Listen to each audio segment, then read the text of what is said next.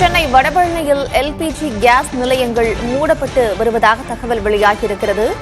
LPG gas நிரப்ப முடியாததால் auto சேவையும் பாதிக்கப்படும் அபாயம் நிலவுகிறது. அண்மை செய்தியை பார்க்கிறோம். ஏற்கனவே உணவகங்கள் மூடப்படும் நிலையில் ஆட்டோக்கள் சேவையும் பாதிக்கப்படுகிறது.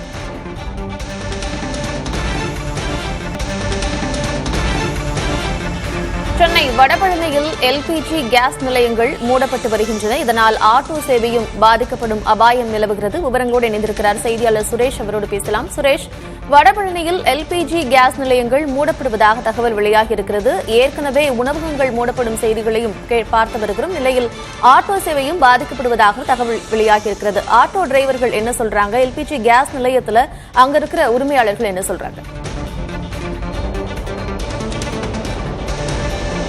கார்த்திகா, நான் தற்போது இருக்கக்கூடிய சென்னை வடபழனியில் இயங்கிக் கொண்டிருந்த எல்பிஜி கேஸ் நிரப்பக்கூடிய நிலையம்தான் மூடப்பட்டிருக்கும் காட்சியை தான் பார்த்துக் கொண்டிருக்கிறோம். இது ஒரு வகையான தட்டுப்பாடு அல்லது ஒரு பிரச்சனை என்பதை நமது மக்களுக்கும் ஆட்டோ ஓட்டுநர் போன்ற ஓட்டுநர்களுக்கும் விலக்கி கூறும் வகையில் அமைந்திருக்கிறது என்றே சொல்ல வேண்டும். நாம் பார்த்துக் கொண்டிருந்தோம், இந்த எல்பிஜி கேஸ் நிரப்பு நிலையம் நேற்று தினம் வரை செயல்பட்டிருக்கிறது. ஆனால் இன்றைய தினம் முழுமையாக மூடப்பட்டிருக்கிறது. இதன் காரணமாக ஆட்டோ ஓட்டுநர்கள் தங்களுடைய ஆட்டோக்களில் எல்பிஜி கேஸை நிரப்ப முடியாத நிலையில் தவித்துக் கொண்டிருக்கிறார்கள்.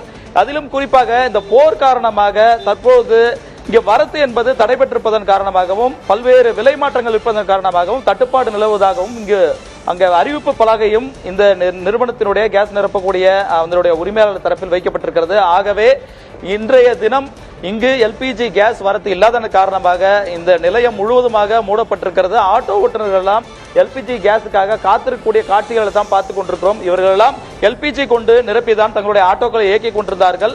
இது இல்லாத காரணமாக ஆட்டோக்களை இயக்க முடியாத நிலையில் தவித்துக் கொண்டிருப்பதாக தெரிவிக்கிறார்கள். இது குறித்து கேட்கலாம் சார். இப்போ எல்பிஜில மட்டும்தான் அவங்க ஆட்டோ ஓடுமா? இப்ப எல்பிஜி இல்ல, என்ன செய்ய போறீங்க? எல்பிஜி எல்லாம் ஓட்ட முடியுமா? என்ன அப்படிலாம் ஓட்ட முடியாது சார். எல்ஜிபின்னு சொல்லிட்டு வண்டியை விட்டாச்சு. பெட்ரோலை போட்டு ஓட்டினாங்க. மினிமம் கிலோமீட்டர் 5 கிலோமீட்டர் தான் போவோம். அதை வச்சு எங்கள் பொண்ணாட்டி பிள்ளை வாழ்வது நாங்கள் இறந்துட்டோம். அதே போல் சிஎன்ஜி அப்படி தான். சிஎன்ஜி ஆரம்பத்தில் நல்லது. இப்போ அதுவும் நைட்டு 12 to 6 தான் போட முடியுது. இந்த ரெண்டும் கவர்மெண்ட்டை விட்டது ரொம்ப தவறான விஷயம். இப்போ எல்பிஜி கிடைக்குது இல்லை, எல்ஜிபியும் கிடைக்கல, சிஎன்ஜியும் கிடைக்கல. எங்களுடைய வாழ்வாதாரம் தான் போயின்னு இருக்குது. இப்போ நீங்க ஒரு நாளைக்கு எவ்வளவு சம்பாதிக்கும் ஆட்டோ ஓட்டினாக்கா? இப்ப ஆட்டோ ஓட்ட முடியாத நிலை ஏற்பட்டதுன்னா என்ன ஆகும் குடும்பம்? என்ன ஆட்டோ ஓட்டினாக்கா சிஎன்ஜி எல்ஜிபி போட்டு ஓட்டினா ஒரு 1000 ரூபாய் உள்ள ஓட்டலாம். அது அந்த ஆப்பிள் தான் ஓட்ட முடியும். அது இல்லைனாக்கா எங்கள் வாழ்வாதாரத்தை இறந்துடும். இந்த பங்குக்கு நிறைய பேர் சிலிண்டரோட வரக்கூடிய இதெல்லாம் பார்க்க முடிஞ்சது. வீட்டு சிலிண்டர்லாம் எடுத்து குடும்பத்தில் ரொம்ப கஷ்டப்படுறாங்க. மகளிர் ரொம்ப கஷ்டப்படுறாங்க. குழந்தைங்களாம் தீங்கன்னா ஒரு பங்கிலும் போயிட்டு கேட்கும் போது இல்லை நம்ம இது ரொம்ப துயரமான ஒரு இதுதான் தள்ளிட்டாங்க.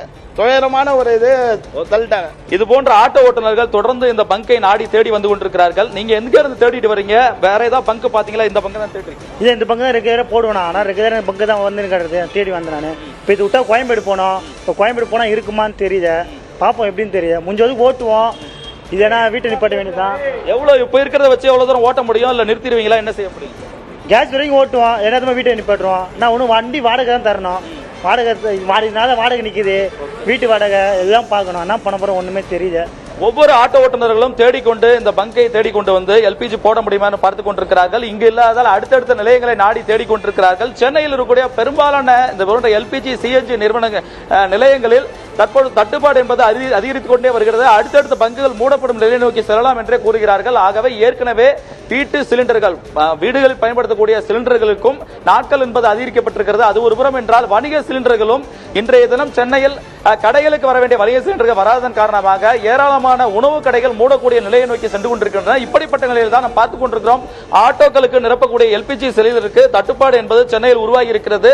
இதன் காரணமாக ஆயிரக்கணக்கான ஆட்டோக்களில் இந்த எல்பிஜி சிலிண்டர்களை நிரப்ப முடியாமல், பயணிகளை ஏற்றி செல்ல முடியாமல் பெரும் ஒரு பிரச்சனையை சந்திக்கக்கூடிய நிலை உருவாகி கொண்டிருக்கிறது. ஆகவே உடனடியாக இதற்கு சீக்கிரமாக விரைவாக தீர்வுகளை எட்ட வேண்டும் என தெரிவிக்கிறார்கள்.